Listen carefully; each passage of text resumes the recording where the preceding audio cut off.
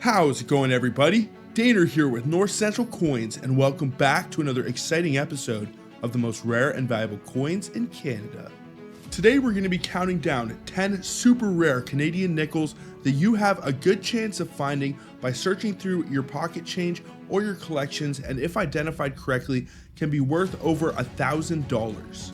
Every single one of the coins that we discussed today, although rare, is not impossible to find, and in this video we will explore each of these valuable pieces of Canadian currency and delve into why they hold such incredible value in numismatics. Additionally, we will discuss any distinguishing features, their significance among collectors, and the potential value if you do happen to own one of these coins. Before I do get into this, I would really appreciate if you guys would smash that thumbs up, subscribe if you're new, and also ring that bell notification so you can stay up to date with my new content as it is being released. And make sure to stick around to the end of the video if you would like to find out which is the most rare and valuable Canadian nickel that you can find in your pocket change. And then without any further ado, what do you say we get right into it and take a look at 10 super rare Canadian nickels worth thousands of dollars. Let's get it, guys.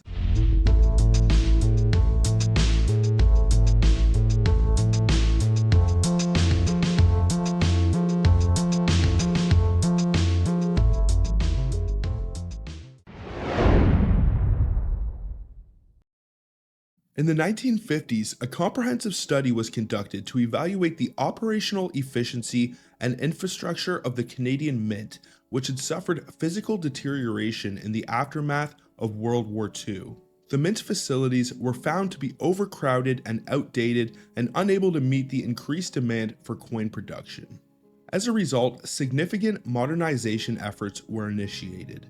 To address the pressing needs for improvement, new cutting-edge machinery was introduced while existing equipment underwent enhancements to boost productivity and efficiency. Also, the physical space of the Mint was expanded to accommodate the upgraded machinery and streamline operations. The surge in demand for Canadian coins, which had previously been attributed to post-war circumstances, was now recognized as a sustained trend and needed a recalibration of the production norms. Orders for coinage had consistently exceeded 100 million pieces annually over a 12-year period, indicating a permanent shift in the landscape of Canadian circulation coins. Amidst these developments, a decision was made to commemorate the 200th anniversary of the discovery and naming of the element nickel by Swedish chemist A.F. Cronstedt. Given Canada's pivotal role as a leading global nickel producer during World War II, a special circulating 5-cent coin was commissioned to honor this milestone. An extensive competition yielded a design by Stephen Trenka featuring a depiction of a nickel refinery in Sudbury, which was unveiled at the Canadian Mint in December 1950. Stephen Trenka, an accomplished designer hailing from Thornhill, Ontario, had previously gained recognition for his work, including the design of the 1958 British Columbia silver dollar. Born in Budapest, Trenka pursued his artistic education at the Royal School of Design before immigrating to Canada in 1929 and furthering his studies at the Ontario College of Art. The culmination of these efforts was the creation of the Big Nickel, a colossal 9-meter replica of the 1951 commemorative Canadian nickel. Situated at the Dynamic Earth Science Museum in Greater Sudbury, Ontario, the Big Nickel stands as the largest representation of a coin globally. Its inception was the brainchild of Ted Silva, a visionary fireman who envisioned a major tourist attraction celebrating Sudbury's centennial. Despite initial rejection by the Sudbury Canada Centennial Committee, Silva's persistence led to the realization of his ambitious concept, which eventually led to the construction of the iconic Big Nickel. The legacy of the Big Nickel endured beyond its physical presence, as it inspired a range of tokens and medals sold at the Canadian Centennial Numismatic Park from 1964 to 1982. Visitors to the park had the opportunity to acquire souvenirs commemorating this iconic landmark. So now that I have given you guys some context and information into the 1951 commemorative Canadian nickels, what do you say that we get into the coin that you are all here to find out about? The half moon variety of the 1951 Canadian commemorative nickel refers to a distinctive die clash found on some examples of this coin. Die clashes occur when the dies used to strike the coin come into contact without a planchette in between, leaving an impression of the design elements from one die onto the other. In the case of the Half Moon variety 1951 commemorative nickel, a small die clash resembling a half or crescent moon can be observed underneath the final digit of 1 in the double date of 1751 to 1951. This small crescent moon-shaped die clash is typically found to the left of the smokestack on the reverse design of the coin, and it may actually be in contact with the smokestack. Now, identifying the half moon variety involves careful examination of the area around the final digit of the year on the reverse side of the coin. The die clash manifests as a raised crescent-shaped mark, often with some detail resembling the shape of a moon. It may appear slightly flattened due to the pressure of the die clash. Now, the causes of these die clashes can vary, but they commonly occur when the dies come into contact during the minting process without a blank planchette between them. This can happen due to improper alignment or pressure adjustments during the coin striking. When the dies collide, they leave behind impressions of design elements on the opposing die, which results in these clash marks on the subsequent coins struck by these dies. The half moon variety is considered a minor error or variety, adding a unique characteristic to certain examples of these 1951 Canadian commemorative nickels. Collectors often find such varieties intriguing and seek them out as part of their numismatic pursuits. The presence of these die clashes can greatly affect the value of these coins, especially if they are well-defined and well-preserved examples. Now, before we get into the values for the 1951 commemorative nickels, first some of the details and specifications. The 1951 commemorative has an overall mintage of 8,239,321. It should have a weight of 4.54 grams, a diameter of 21.3 millimeters. Its die axis should be in metal alignment, as is the standard for most Canadian coins. The coin was designed and engraved by Thomas Humphrey Paget for the obverse and Stephen Trenka for the reverse commemorative design. Now, one of the great things about this nickel variety is that they made quite a few of the 1951 commemorative nickels with a mintage figure just above 8 million. There is far more of these than the standard beaver design 1951 nickels. Those are actually quite rare as well, and there is an extremely rare variety you can look for on those. But PCGS does attribute this error if you do happen to find one and send it in to be graded at a company like PCGS or ICCS. This is an error or variety that you can get attributed and can add a value to your coin. Now, it doesn't have a ton of value on the low end. It can be worth around $1 for a VF20, which isn't at the absolute bottom of the Sheldon scale, but it is a really beat up and worn example. So $1 isn't too bad for a coin that you only pay 5 cents for if you happen to find one of these in your pocket change or coin roll hunting.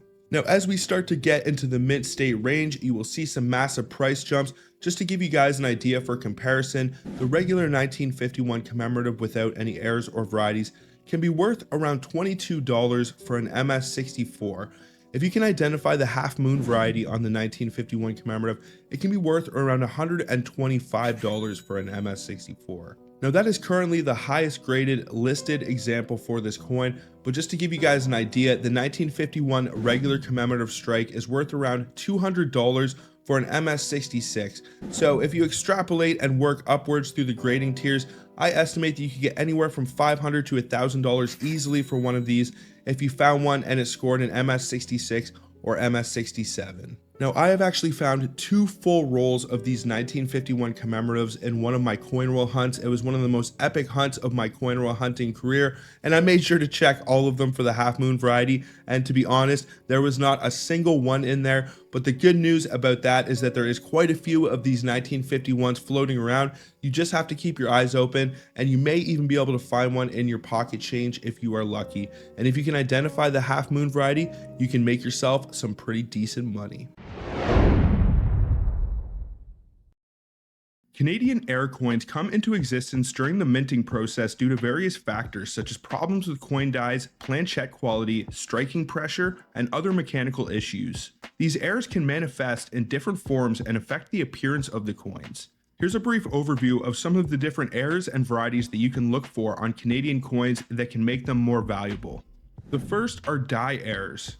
These are errors related to the coin dies, including double dies, die cracks, and die clashes. Double dies occur when the die is engraved with multiple impressions of the design, leading to doubled or overlapping features on the coin. Die cracks and die clashes result from damage to the die itself and can create unique patterns on the coin.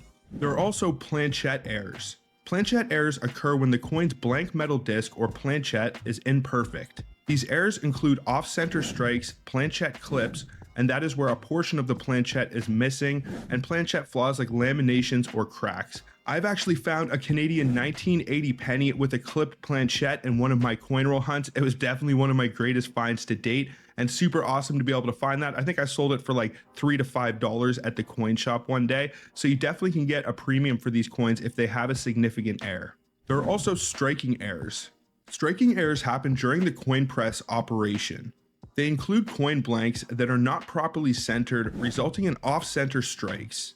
Collar errors can lead to irregular shapes, while overstrikes occur when a coin is struck multiple times with different dies. And then there are mechanical errors. This happens with mechanical issues in the coin press, and it can lead to errors like machine doubling, where the design is flattened or appears doubled due to the die moving during the strike, and that is actually what happened on the coin that we are discussing today, the 1980 double date nickel. Now, how do these error attributions affect the value and rarity of these coins? Well, first, for double dies, these are among the most sought after errors, especially if they exhibit strong doubling and are well preserved. They can command significant premiums from collectors. A great example of a double die would be the 1955 Lincoln penny with a double dyed obverse. The date is double struck on that coin, and it is very significant. There are also die cracks and clashes. While not as valuable as double dies, coins with distinctive die cracks or clashes can still be desirable to collectors, particularly if the error is prominent and it is featured on an older piece. Planchette errors. Off-center strikes and major planchette errors can increase a coin's value, but it often depends on the specific error's visibility and the impact on the design and features of the coin. Striking errors. Off-center strikes and overstrikes may have numismatic value, especially if they result in visually appealing and unique patterns. And then probably one of the most common is machine doubling, especially amongst Canadian coins before the year 1990. Errors like machine doubling are much more common and will generally have lower values compared to other rare error types like double dies. The value and rarity of Canadian error coins are usually determined by various factors. Collectors often appreciate error coins not only for their unique characteristics, but also for the stories and the history behind each piece.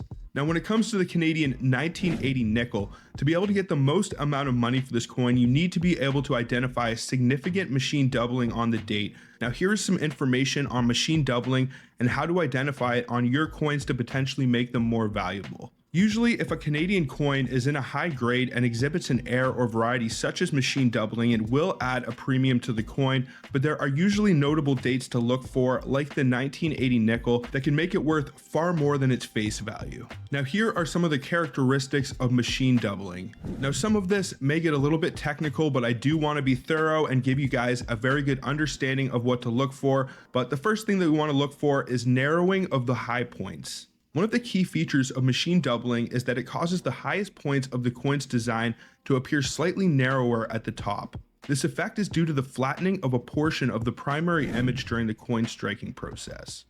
Machine doubling errors encompass several subtypes, including ejection doubling. This occurs when a coin sticks to the die during ejection from the press. And there is also die chatter. Die chatter refers to minor differences in the design caused by vibrations or imperfections in the die surface. There's also horizontal twisting or vibration. When a die is slightly loose or misaligned during the striking process, it may twist horizontally or vibrate at the end of the strike. As the die returns to its original position, it can release this twist and push the metal on the side and upward, resulting in doubling. Machine doubling will usually appear on letters, numbers, and the main design. The reason that these coins are considered rare and do hold a premium above face value is usually when quality control personnel notice machine doubling, they will take corrective actioning by tightening the part of the coin press that holds the die to resolve the issue, thus not too many of these will actually make it out. Now, machine doubling is one of the most common types of errors found on coins. It is generally more prevalent than rare and more sought after errors like double dies. Machine doubling is a frequently encountered error on Canadian coins resulting from issues during the coin striking process. And while machine doubling is generally less rare and sought after by collectors compared to more distinctive errors, understanding these nuances will help collectors and yourself accurately identify and assess these coins and their values. Now, what do you say we get into the coin that you guys are all here to find out about, and that is the 1980 nickel with machine doubling on the date, and it can also happen on the lettering for Canada right above the date. So if you can identify the machine doubling, it will almost look like the date is 3D. That is the best way that I can put it to an amateur if you are looking to try to identify this. The specifications for the 1980 Canadian nickel: it is composed of 100% nickel alloy. It has a weight of 4.54 grams, a diameter of 21.2 millimeters, and a thickness of 1.75 millimeters. The coin was designed and engraved by Arnold Mockin and Walter Ott for the obverse, and G.E. Kruger Gray and Thomas Shingles for the reverse. The edge of the coin is smooth, it is magnetic, and it has a diaxis and metal alignment, as is the standard for most Canadian coins. Now, in terms of value, getting accurate price estimates for the 1980 coin, if it does have doubling on the date, can be pretty tricky. Coins in Canada does actually list this error on their website, but they don't list a lot of values for it, honestly. The values start to kick in at the MS60 mark, and they top out at the MS63. So Coins in Canada appraises this piece around $13.90 for an MS60, around $20 for an MS62, and all the way up to $30 for an MS63. But if you compare that to the 1980 without machine doubling, it is significantly more valuable. For example, the 1980 without machine doubling is only worth around $1 for an MS63. So if it does have the double date, it is worth around 30 times more. So if you do extrapolate that upwards, I estimate that you could easily get anywhere from $200 to $1,000 for one of these pieces if it's scored between an MS65 and MS67. Unfortunately, PCGS does not attribute this error or variety yet, but they may eventually one day, because it has become quite notable over the last few years. If you were to find someone that's really into error coins, you might have no problem getting a couple $100s for this piece. So it is definitely a good one to have on your radar. You should definitely throw your 1980 nickels to the side and check them with a microscope, or zoom in real close on that date with your phone. And if you can identify that machine doubling, you may have a valuable coin. In terms of the low end value, I'm not going to say that it's worth very much. If it's hovering somewhere around the AU mark, you might be able to get a couple dollars if somebody really wants it and they are into error coins. But usually, to get the most amount of money out of these coins, you want them to be in a high mint state. So that means MS65 to MS67. Now, some of the reasons for this switch from the small silver 5-cent coin to the larger nickel. First, cost considerations. The primary reason for the switch from the silver to nickel was cost related. Nickel was more abundant and less expensive than silver. This change allowed the mint to continue producing the 5-cent coin at a lower cost. Metal availability. The shortage of silver during and after World War I made it impractical to continue using silver for everyday coinage. Nickel, being more readily available, provided a practical alternative. Standardization. The move to a nickel alloy for the 5-cent coin aligned with international trends. Several countries were transitioning to nickel and other base metal compositions for their lower denomination coins, and the United States had already had a similar sized nickel in circulation for several years. Public acceptance. While there might have been initial resistance or curiosity about the new nickel coins, the public quickly adapted to the change, and the nickel 5-cent coin became widely accepted in everyday transactions.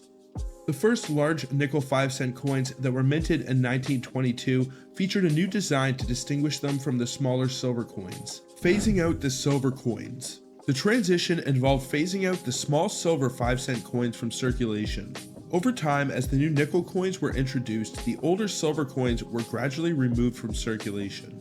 Adjustment period. The introduction of the new coin design usually requires an adjustment period in terms of the production processes, die preparation, and other technical aspects. This adjustment period can result in lower mintages during the initial years. Public reception and acceptance of a new coin design can affect demand. If there's initial skepticism or resistance to the new design, it may result in lower demand and consequently lower mintage figures. Also, technical issues, maintenance, or other challenges at the minting facilities can lead to lower production during certain years. Mintages are often planned based on anticipated demand. If there's a miscalculation in demand projection, or if the mint prioritizes other denominations, it can result in lower mintages for specific years. Collectors may actively hoard coins from the first year of a new design, further reducing the available supply and circulation. Over time, coins may be removed from circulation due to wear, or in some cases, melted down for their metal content. This reduction in the available supply can contribute to the rarity for specific years. Also, significant political or social events may divert resources or attention away from coin production, which can also affect mintages. Now, the key date and most desirable Canadian nickel that you can look for without any errors or varieties in the King George V series is the 1925.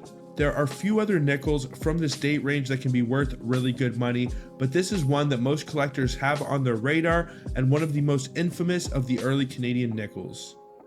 Now, this is a coin that I know for sure has counterfeit examples floating around out there, so if you were ever to find one in good condition at this point, I would be highly skeptical of its legitimacy, but that's not saying there aren't a few of these still floating around in the vast oceans of circulation. Now, the reason that this coin is so rare stems from its incredibly low mintage figure, meaning that not many of these coins were produced, and even less of them are around and accounted for in this day and age. Now, some of the details and specifications for the 1925 Canadian nickel, if any of these are off, it might indicate that the coin is not authentic. So first, the mintage figure for the 1925 Canadian King George V nickel is 200,050. Now, having a mintage figure that low and only being somewhere around 100 years old, it's actually 99 years old as I am making this video, it only adds to the allure and rarity of this nickel. If this was a United States nickel that only had a mintage of 200,000, I can assure you that it'd be worth a whole heck of a lot more than this one. So this definitely has the potential to increase in value over time. You just don't see coins with a mintage figure as low as 200,050. That is just redonkulous. Now, some of the specifications for this coin: it is composed of 100% nickel. It has a weight of 4.54 grams, a diameter of 21.21 millimeters. The coin was designed and engraved by Sir E.B. McKennell for the obverse and W.H.J. Blakemore for the reverse of the coin. The edge is smooth, it is not magnetic, and it has a diaxis in metal alignment, as is the standard for most Canadian, British, and Australian coins. Now, when it comes to the value for the 1925 Canadian nickel, this is one that Canadian coin roll hunters always have on their radar. I still have not found one to this day, but never say never. I'm definitely going to pick up some more nickel boxes eventually and do a few more hunts and see if maybe I can get a little bit of luck and score one of these bad boys. But I know they are incredibly rare, and you probably will be finding extra water lines and crazy stuff like that before you even find a key date like this. But even if you find one of these on the low end, they can hold a premium. Even if you find one and it's beat up and worn and been put through the meat grinder, it can be worth around $72 for a VG8. So that isn't right at the bottom, but it is almost at the bottom of the Sheldon scale. So $70 for a common circulation nickel that you could find in your pocket change or in a coin roll. That ain't too bad if you ask me. Now, as we start to go up in condition, it can be worth around $694 for an AU50 example, around $1,890 for an MS60, $5,300 for an MS63, and all the way up to $17,600 for an MS65 of the 1925 Canadian nickel. So that is a whole lot of money. Chances are, if you did find one and it was in a really good condition, it is probably a counterfeit. You can buy these things off AliExpress and eBay and Amazon, so you definitely want to get a second opinion and make sure it is legitimate before you do invest and send it off to be graded. Creating the new design for His Majesty King Charles III's effigy involved a comprehensive and multi-step process. Following the announcement by the Government of Canada, over 350 artists in a database and also mint engravers received email invitations. The artists and engravers that expressed interest provided a portfolio of portrait work for evaluation. A thorough assessment was then conducted for each of the respondents. The short list of artists and engravers were given an artist brief with mandatory design requirements. Design concepts underwent evaluation by an internal mint review panel, assessing the submissions based on aesthetics, technical requirements, and their suitability for mass production.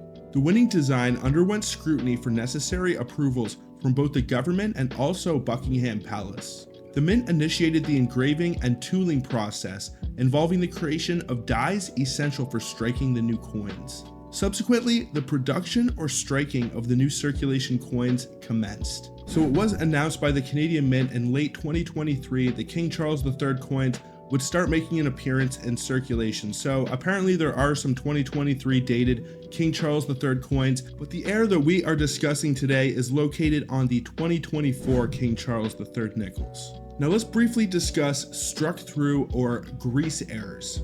Struck through grease errors happen when grease or other contaminants fill the recesses of a coin die, preventing it from fully impressing the design onto the coin. If grease accumulates in certain areas of the die, those areas may not strike the coin properly, resulting in missing details or a blurry appearance where the grease obstructs the design. The affected area on the coin will typically show missing or distorted features with a flattened or smeared appearance. Now there are several different types of struck through errors. Coins can be struck through wire, they can be struck through fabric. Coins that have struck through wire errors occur when a piece of wire or another foreign object is caught between the dies during the striking process. This foreign object interferes with the normal striking process, preventing the full impression of the design on the coin blank. The wire may also be partially embedded in the coin, leaving an impression on the struck surface. Usually these coins will exhibit a raised line or indentation corresponding to the shape of the wire or object. The affected area may have missing or distorted details depending on the severity of the interference. In both cases, these errors are considered minting anomalies, and their occurrence is typically unintentional. They add an extra level of uniqueness and desirability to the affected coins and can be of great interest to collectors. The degree of rarity and also desirability of these errors depends on several factors, such as the prominence of the struck-through feature, the coin's overall condition, and the appeal to collectors seeking these unusual or rare coins. Depending on the severity of the grease error and also if the coin has a visible date can greatly affect the value. But I know from experience that these are some of the most sought after error coins by experienced collectors. I've actually found a 2002 Canadian quarter with a pretty large grease error and I sold it for around $100, and it was honestly one of my most profitable coin roll hunting finds to date. So these are out there and they definitely fly under the radar of anyone who doesn't know how to identify them.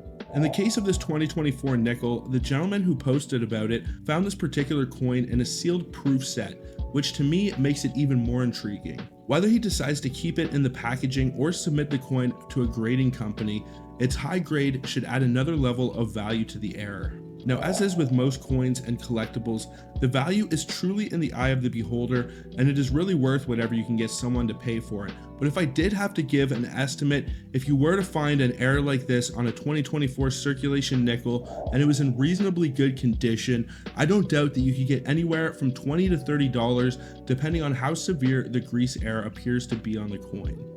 In the case of the gentleman who posted about his uncirculated 2024 grease error, I would give his an even higher estimate of around $100 to $500 easily because of the fact that it's sealed and it is the first year for a new monarch being featured on the obverse of the coins.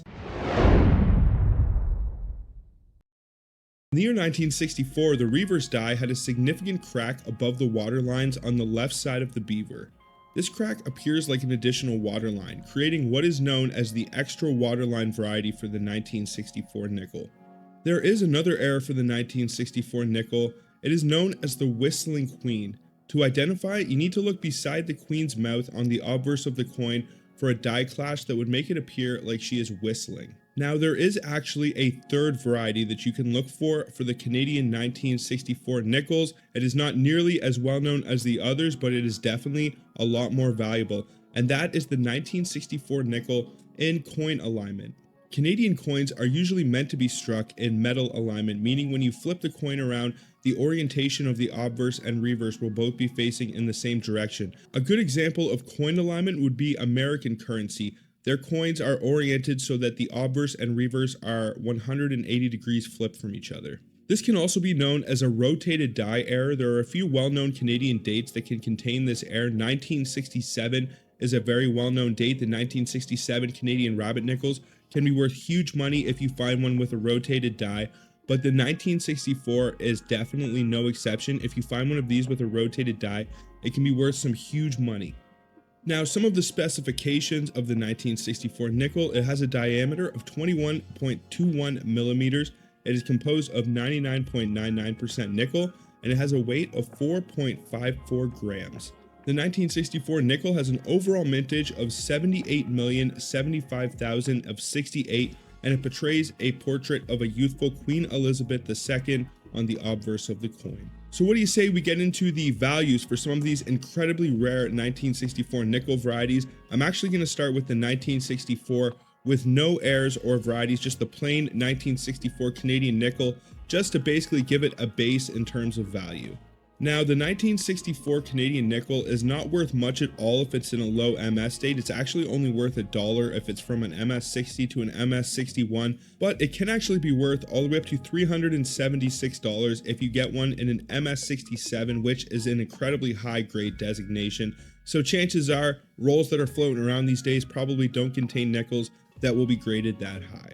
So as we go along here, you will find that these nickels will increase in value. Next up is the 1964 Whistling Queen. So as I mentioned earlier, to identify this, you basically want to look to the right hand side of Queen Elizabeth's mouth, and if you see a small die clash that looks like the Queen may be spitting or whistling, then you might have one incredibly rare nickel. In terms of value, just to give you an idea, when the 1964 is worth around $1 for an MS60, the 1964 Whistling Queen is worth about $10 for an MS60. Now, on the high end, it can be worth around $270 for an MS65, but if it were to grade any higher, I'm sure you would see a significant price jump. It could easily be $500, $600 for an MS66 example, and that is the 1964 Whistling Queen. The 1964 extra waterline nickel is probably one of the most well-known Canadian nickel errors of the last 50 years. The rarity and scarcity of these things is not to be understated. I have hunted thousands and thousands of dollars in Canadian nickels, and it is still one I have yet to find. It is definitely on my bucket list, along with the 1991 quarter. Those are two coins that are super elusive for me, but hopefully one day will be my day. But in terms of value, the 1964 extra waterline can even be pretty valuable on the low end. It can be worth around $10 to $20, even in a low grade state. If it's all beat up and worn, people want this thing for their collection or to fill their books out. It can be worth around $45 to $50 in the low MS range, and all the way up to $1,960 for an MS65 example.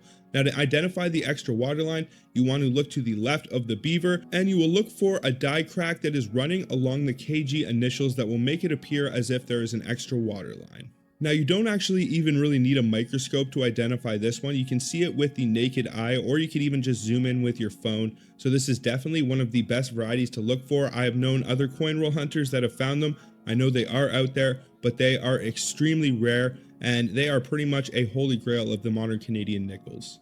So the last one we are going to discuss today is the 1964 in coin alignment. As I mentioned, Canadian coins are usually made in metal alignment, meaning that the obverse and reverse are facing in the same orientation, but when a coin is in coin alignment, it means they are rotated 180 degrees. It can also be known as a rotated die. In terms of value, there aren't any super high MS examples of this, but it can be worth around $2,510 for a low grade MS example. So MS60, MS61, if you were to find one of these and it scored MS65, you could easily be talking a $10,000 nickel. So this is by far the rarest and most valuable of the Canadian 1964 nickel errors and varieties to look for, and that is the 1964 in coin alignment. In 1942, the Royal Canadian Mint introduced a unique 12-sided design for the nickel as a strategic response to a specific concern related to the coin's appearance. During this period, Canadian nickels were primarily composed of tombac, an alloy of copper and nickel. However, the tombac's bronze color closely resembled that of Canadian pennies, which were also predominantly copper. To avoid confusion and facilitate easy differentiation between the nickel and the penny, the Canadian Mint decided to change the nickel's shape to a distinctive dodecagonal or 12-sided form. This innovative design served as a practical purpose, allowing people to quickly and visually distinguish between the 12-sided nickel and the round penny, even if they shared a similar color. During World War II and the Korean War, the Canadian Mint faced the challenge of metal shortages due to demands of wartime industries. To conserve precious metals for critical war efforts, the composition of Canadian nickels underwent significant changes. This started in the early 1940s with the introduction of the tomback nickels, and that eventually evolved in the late World War II years to steel coated with nickel with an additional chrome plating layer measuring 0.127 millimeters and 0.0003 millimeters. The introduction of the steel-based coins was a strategic decision to save essential metals for the production of munitions during the war. The transition to steel coins was not unique to Canada. Several other countries around the world adopted similar measures to support their wartime economies and needs. Following the conclusion of World War II and the Korean War, the Royal Canadian Mint gradually returned to nickel as the primary component in the 1950s. The shift back to traditional 99.9% nickel composition allowed the Canadian Mint to return to using the round rim design in the year 1963. The advancements in metallurgic technologies allowed for the efficient use of nickel without compromising the coin's integrity, marking the end of steel-based coins for several decades. Now, the date that you are looking for this nickel is 1963, and if you want to be able to identify this error, we should briefly go over how rotated die errors can occur during coin production. Rotated die errors on Canadian coins can be attributed to misalignments or instability during the coin minting process. While it may be challenging to determine which of the two dies is responsible for the rotation, these errors occur for two major reasons: stable rotation and dynamic rotation. First, let's go over stable rotation. This type of rotation occurs when one of the two dies is misaligned during installation, leading to a stable degree of rotation for subsequent strikes. The effect of this is that multiple coins are produced with a consistent degree of rotation, and this misalignment is assumed to be the cause. The second type of rotation is dynamic rotation. Dynamic rotation occurs when one of the dies becomes loose during striking, leading it to rotate in its axis. This type can result in varying degrees of rotation. Coins struck with dynamic rotation may have different degrees of rotation depending on the instability of the rotating die during the striking process. To determine the rotation degree, one needs to measure the rotated side in relation to the other side of the coin. This measurement is crucial for evaluating the extent of the rotation. The Canadian 1963 nickel in coin alignment is an error that involves the coin being rotated 180 degrees during the minting process. In a typical minting process, coins are aligned in a specific way to ensure consistent and accurate strikes. However, in the case of the Canadian 1963 nickel struck in coin alignment, the coin was struck in such a way that the reverse and obverse side are upside down in relation to each other, very similar to American coins.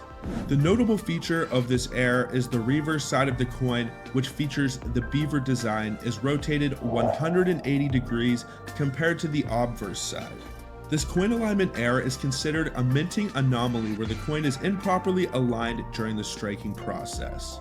Coin alignment errors, especially those involving 180-degree rotations, can generate significant interest among numismatists and collectors. The uniqueness of this error adds a distinctive characteristic to the coin. So, some of the details and specifications for the 1963 Canadian nickel in coin alignment of any of these are off and may indicate that the coin is not authentic. So first, we will start off with the mintage figure for the 1963 Canadian nickel. The 1963 nickel has a mintage figure of 43,970,000, and the 1963 struck in coin alignment is included in that mintage figure. There's probably only a couple hundred examples or less that exist. Now, the specifications for this coin: it is composed of 100% nickel. It has a weight of 4.54 grams, a diameter of 21.21 millimeters, and a thickness of 1.75 millimeters. The obverse was designed and engraved by Mary Gillick, and the reverse was designed and engraved by G.E. Kruger Gray and Thomas Shingles. The edge of the coin is round. It is the first year that they returned to the round rims for Canadian nickels. It is non-magnetic, and the die axis is in coin alignment, as is the standard for American coins, but it is not intended to be in coin alignment. It is a rotated die error. Now, when it comes to determining the value for this nickel, it can be extremely tricky. It is actually listed as an error on PCGS's website, and it is also listed on the Coins in Canada website, but Coins in Canada does not give any evaluations for this coin.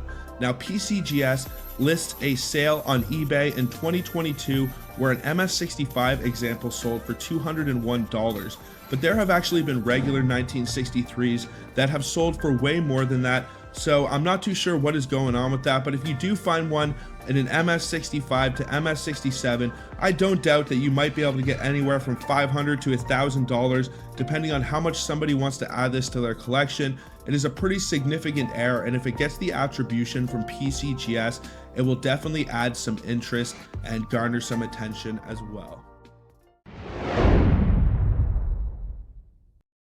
Now, you guys might be asking right now what this has to do with the nickels that you are here to find out about, and that is the 1953 and 1954 shoulder fold and no shoulder fold nickels. Well, the initial portrait design of Queen Elizabeth II was crafted in England by the skilled sculptor Mary Gillick. However, this initial rendition posed an issue. It featured a design that was excessively elevated, causing the two lines intended to form a fold in the Queen's attire to be less prominent. In 1953, recognizing this discrepancy, the Royal Canadian Mint, under the guidance of their chief engraver at the time, Thomas Shingles, embarked on a mission to rectify this oversight. To address this matter comprehensively, alterations were made to enhance the coin's aesthetics. One notable change was the widening of the listel on both sides of the coin, contributing to its overall visual balance and appeal. However, a crucial detail emerged to help distinguish between the coins with the new modified shoulder fold design and the older no shoulder fold design. The key differentiator between the shoulder fold and no shoulder fold coin lies in a close examination of the letter I within the word DEI on the obverse of the coin. This subtle but distinctive alteration serves as a telltale sign of the coin's version, ensuring collectors and enthusiasts can readily identify this piece. So to identify the shoulder fold variety, what you want to do is flip over to the obverse and look at the last I in DEI. Now, if the serifs at the end of the I are straight and do not flare out and the I appears blunt, then it is the shoulder fold variety.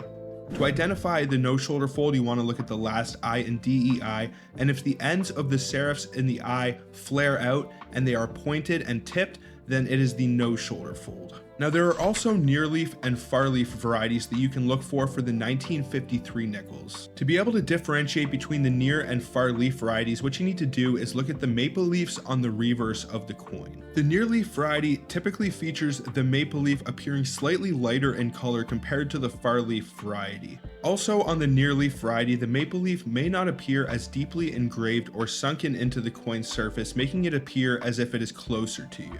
The far leaf variety often features the maple leaf appearing much more darker and shaded compared to the near leaf variety.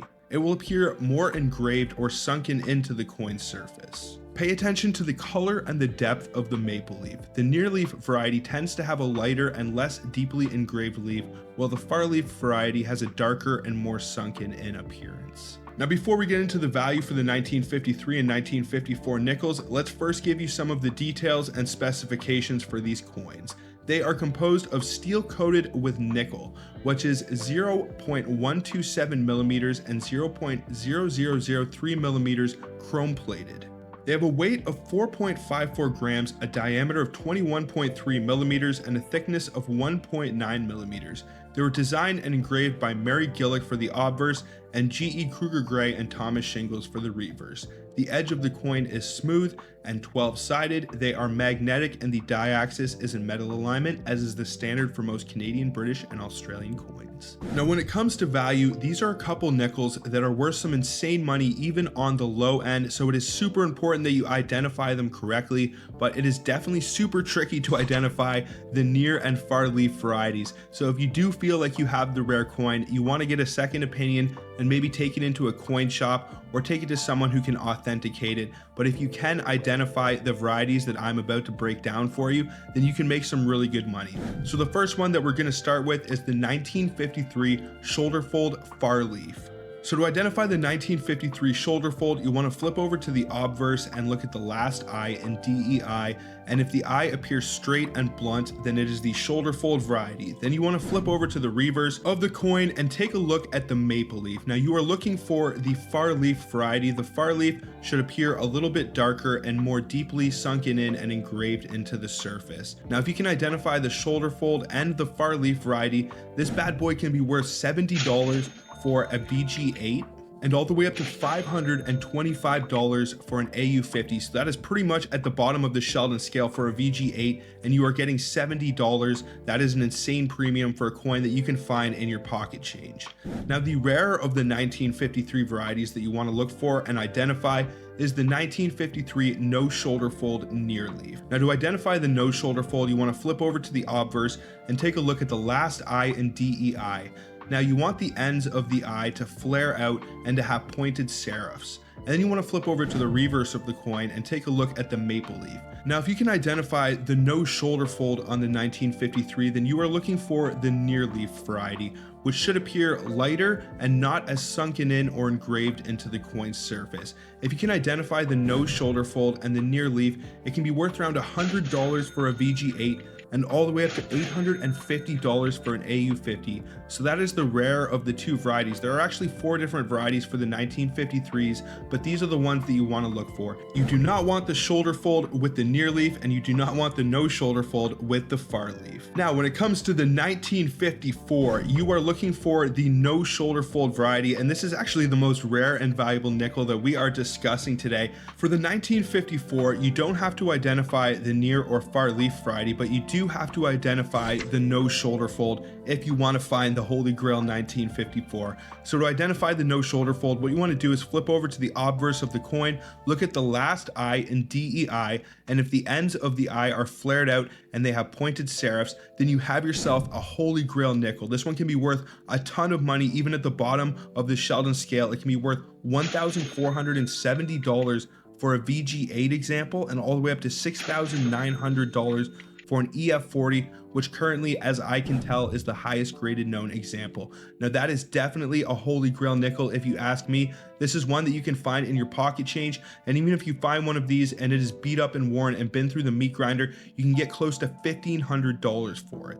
Now when it comes to the high-end values for the 1953 coins, first for the shoulder fold far leaf, to identify the shoulder fold, you want to look at the last I in DEI, and if the I appears straight and blunt, then it is the shoulder fold. Then you want to flip over to the reverse, look at the maple leaf, and if the maple leaf appears darker and more deeply sunken into the coin's surface, then it is the far leaf variety. In terms of the high-end value for the 1953 shoulder fold far leaf, it can be worth $1,050 for an MS60, $2,410 for an MS63, and all the way up to $6,100 for an MS65, which is currently the highest graded known example. If you did find one of these, identify it, and it scored any higher, I'm sure you would see a massive price jump. You could easily be talking a $10,000 coin. Now, the even more rare of the 1953 nickel varieties is the no shoulder fold near leaf. To identify the no shoulder fold, you want to flip over to the obverse of the coin, look at the last I in DEI, and if the ends of the I are flared out and pointed, then you have yourself the no shoulder fold. Then you want to flip over to the reverse and take a look at the maple leaf. The maple leaf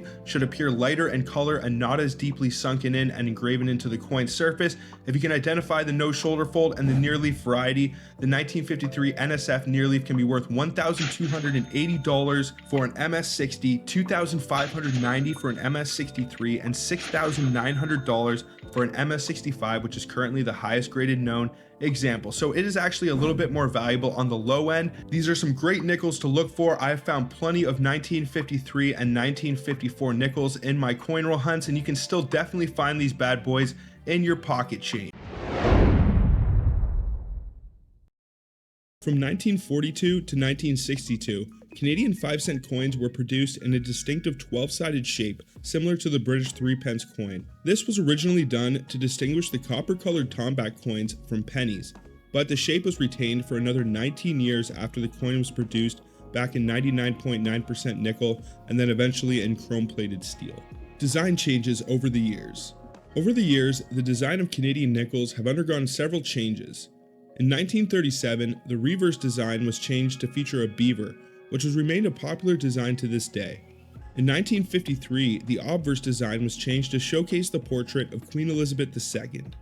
Since the World War II victory nickels, there have been several commemorative Canadian nickels released, but still no colored Canadian nickels have been released for circulation, but I am personally holding out some hope that they may produce a colored Canadian nickel before it ceases production or circulation, which may be in the near future. The obverse design of the 1964 Canadian nickel features the portrait of Queen Elizabeth II by Mary Gillick. This design was first introduced in 1953 and remained until the year 1965. The portrait depicts a youthful Queen Elizabeth wearing a tiara and a pearl necklace. The reverse design of the 1964 Canadian nickel features a beaver, which has been a symbol of Canada since colonial times. The beaver is shown in a tranquil setting with a branch in its mouth while standing on a rock in a pond. I kind of feel like that could almost be a song, you know, like there's a bump on a log or something like that. In the year 1964, the reverse die had a significant crack above the water lines on the left side of the beaver. This crack appears like an additional waterline, creating what is known as the extra waterline variety for the 1964 nickel. There is another error for the 1964 nickel. It is known as the Whistling Queen. To identify it, you need to look beside the Queen's mouth on the obverse of the coin for a die clash that would make it appear like she is whistling. Now, there is actually a third variety that you can look for the Canadian 1964 nickels. It is not nearly as well known as the others, but it is definitely a lot more valuable, and that is the 1964 nickel in coin alignment. Canadian coins are usually meant to be struck in metal alignment, meaning when you flip the coin around, the orientation of the obverse and reverse will both be facing in the same direction. A good example of coin alignment would be American currency. Their coins are oriented so that the obverse and reverse are 180 degrees flipped from each other. This can also be known as a rotated die error. There are a few well-known Canadian dates that can contain this error. 1967 is a very well-known date. The 1967 Canadian rabbit nickels can be worth huge money if you find one with a rotated die, but the 1964 is definitely no exception. If you find one of these with a rotated die, it can be worth some huge money. Now, some of the specifications of the 1964 nickel: it has a diameter of 21.21 millimeters. It is composed of 99.99% nickel, and it has a weight of 4.54 grams. The 1964 nickel has an overall mintage of 78,075,000 of 68, and it portrays a portrait of a youthful Queen Elizabeth II on the obverse of the coin. So what do you say we get into the values for some of these incredibly rare 1964 nickel varieties? I'm actually going to start with the 1964 with no errors or varieties, just the plain 1964 Canadian nickel, just to basically give it a base in terms of value. Now, the 1964 Canadian nickel is not worth much at all if it's in a low MS state. It's actually only worth $1 if it's from an MS60 to an MS61, but it can actually be worth all the way up to $376 if you get one in an MS67, which is an incredibly high grade designation. So chances are rolls that are floating around these days probably don't contain nickels that will be graded that high. So as we go along here, you will find that these nickels will increase in value. Next up is the 1964 Whistling Queen. So as I mentioned earlier, to identify this, you basically want to look to the right-hand side of Queen Elizabeth's mouth, and if you see a small die clash that looks like the Queen may be spitting or whistling, then you might have one incredibly rare nickel. In terms of value, just to give you an idea, when the 1964 is worth around $1 for an MS60, the 1964 Whistling Queen is worth about $10 for an MS60. Now, on the high end, it can be worth around $270 for an MS65, but if it were to grade any higher, I'm sure you would see a significant price jump. It could easily be $500, $600 for an MS66 example, and that is the 1964 Whistling Queen. The 1964 extra waterline nickel is probably one of the most well-known Canadian nickel errors of the last 50 years. The rarity and scarcity of these things is not to be understated. I have hunted thousands and thousands of dollars in Canadian nickels, and it is still one I have yet to find. It is definitely on my bucket list, along with the 1991 quarter. Those are two coins that are super elusive for me, but hopefully one day will be my day. But in terms of value, the 1964 extra waterline can even be pretty valuable on the low end. It can be worth around $10 to $20, even in a low grade state if it's all beat up and worn. People want this thing for their collection or to fill their books out. It can be worth around $45 to $50 in the low MS range, and all the way up to $1,960 for an MS65 example.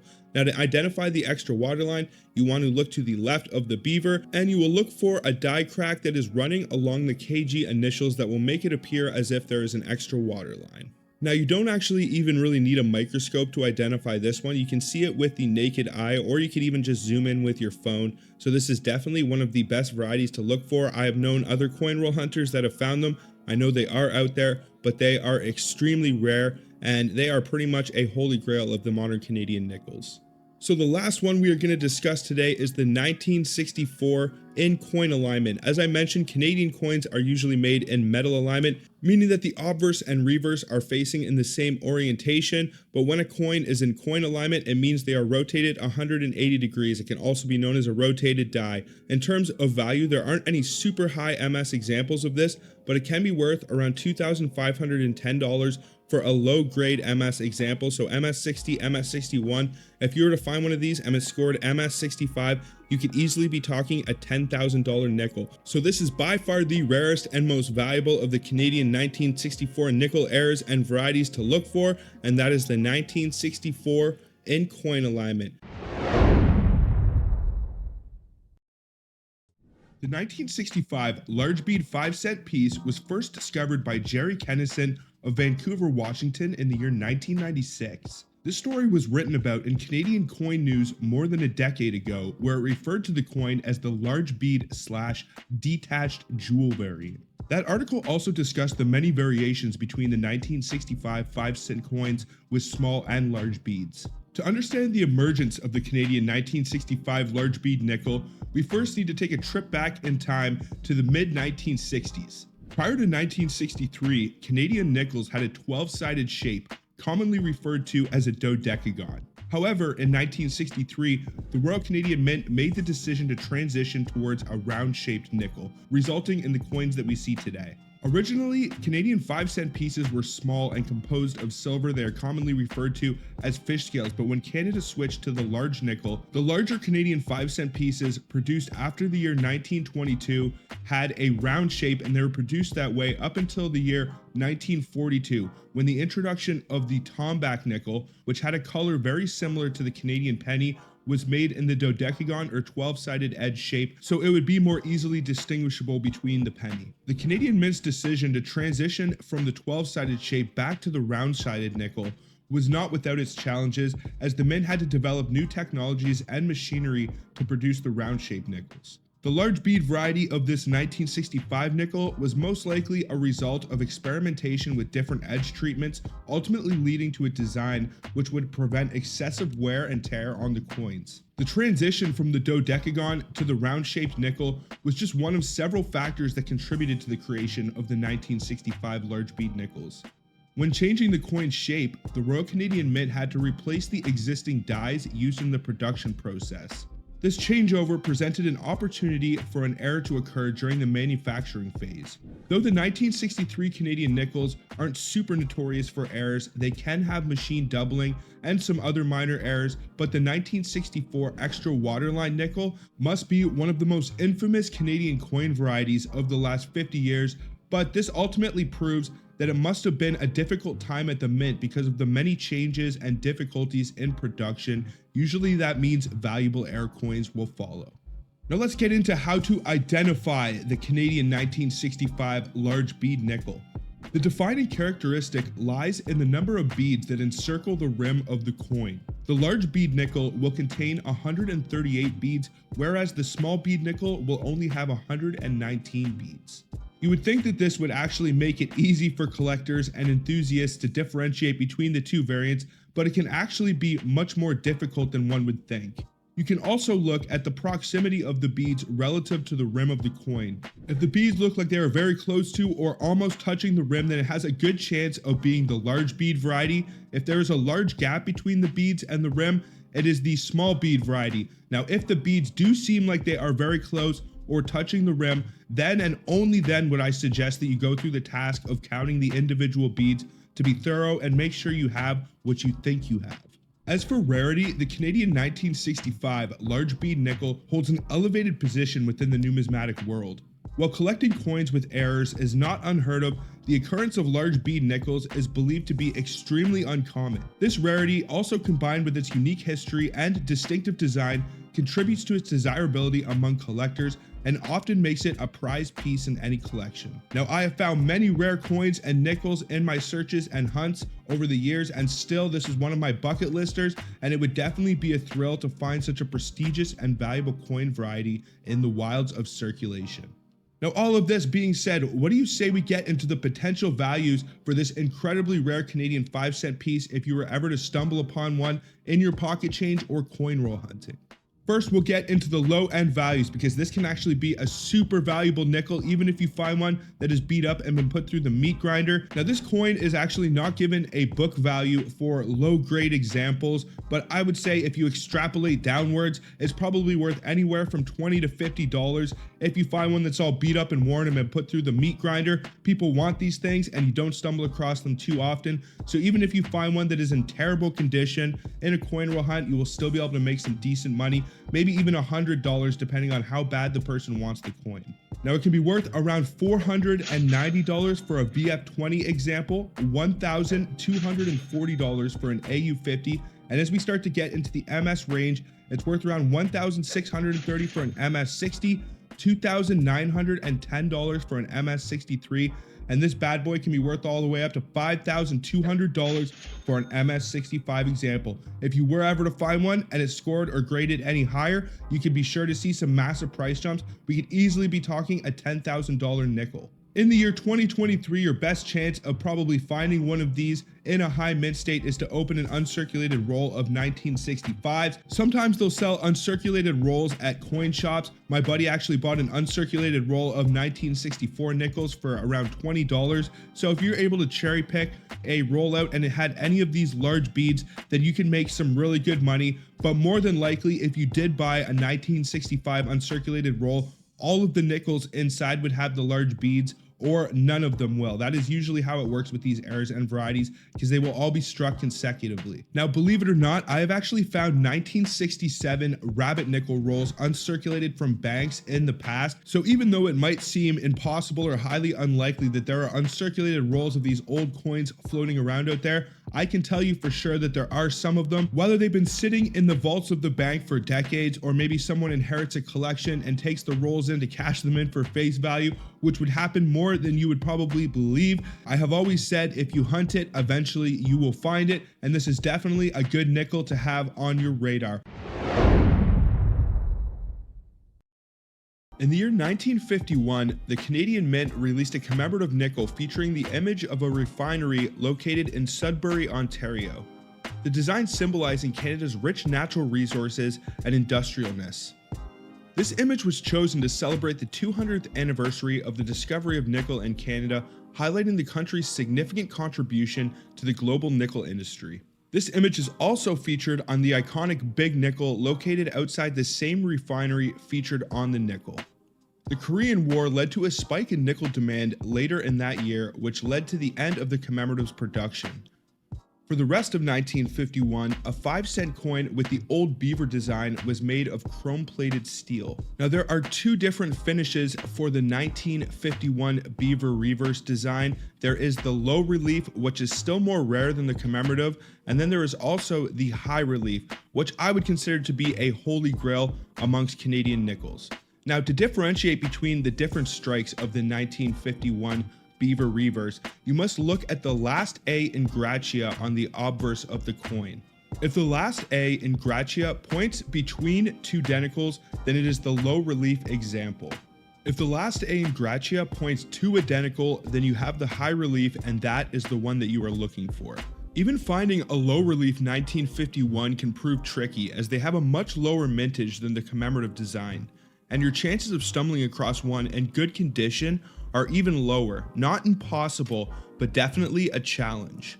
One of the most incredible things about the 1951 high relief nickel is not only that it contains such a minor identifying mark but also the strike quality. When the first beaver nickels were struck in 1951, some of the initial dies had more detail and added additional relief to the coin's finishes.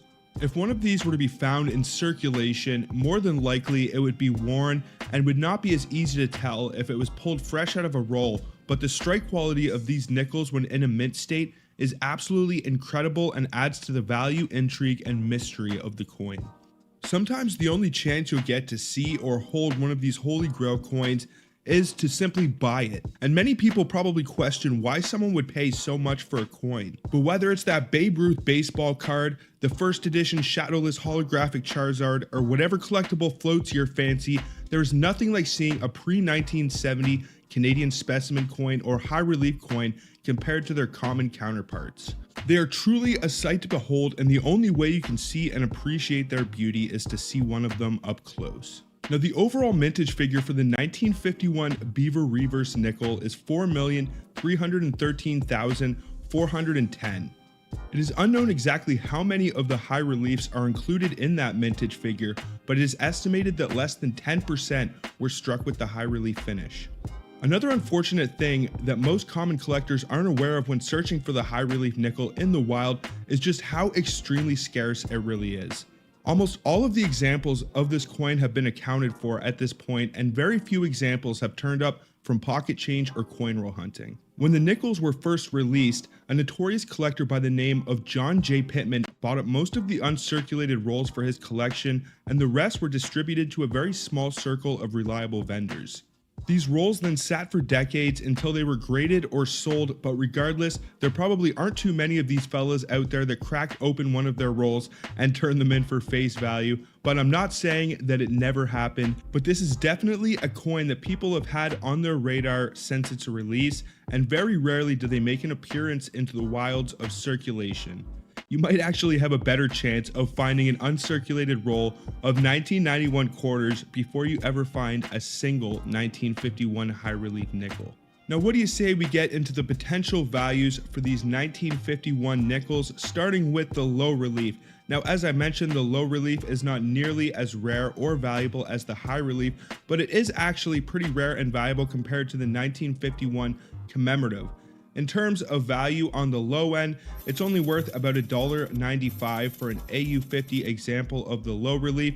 The 1951 commemorative on the website says it's worth about $2.20, but to be honest, I would rather have a high grade example of the low relief 1951. You don't stumble across them very often, and they are pretty rare to find in coin roll hunts and especially your pocket change. Now, on the high end, the 1951 low relief can be worth around $572 for an MS66 example. The 1951 commemorative is worth around $192 for an MS66. So you see how the price jumps there for the 1951 low relief. When it starts to get into the MS range, you see some massive price jumps, and it is much more valuable than the commemorative. But what do you say we discuss the values for the 1951 high relief? I'm sure that's why you all came here today. Now, on the low end, this one can actually be worth a good chunk of change. It can be worth around $440 for an F12. So that is not at the very bottom of the Sheldon scale, but that is a pretty worn and beat up nickel. The high relief can be worth around $2,120 for an AU50. And when you start to get into the MS range, the high relief is worth around $3,500 for an MS62.